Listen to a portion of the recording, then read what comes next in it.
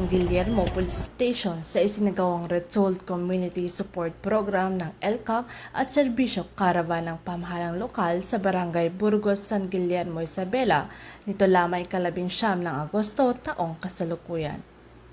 Dinaluhan ng aktibidad ng mga pangunahing opisyal kabilang si Police Major Ervin A. Langbayan, hepe ng San Guillermo Police Station, katuwang ay iba pang ahensya ng gobyerno at mga stakeholder. Ang caravan ay nagbigay ng iba't ibang serbisyo gaya ng medical mission, pamamahagi ng farm inputs at dispersal ng mga punla na layong mapabuti ang kabuhayan at kalusugan ng mga residente. Muling ipinakita ng programang ito ang sama-samang pagsisikap ng pamahalaan upang isulong ang kaunlaran, mabuting pamamahala at kapakanan ng mamamayan. Binigyang diin din ng RCSP LCAC Serbisyo Caravan ng matibay na pagtutulungan ng Philippine National Police, lokal na pamahalaan at iba pang partner agencies sa pagsulong ng kapayapaan, katatagan at inklusibong pag-unlad sa bayan ng San Guillermo.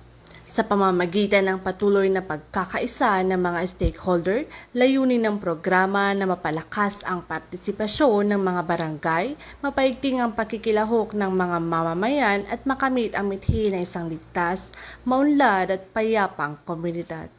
Mula dito sa Lambak ng Cagayan, ako ang iyong PNN correspondent, Patrolwoman Janet Balad, alagad ng batas, tagataguyod ng Balitang Pulis.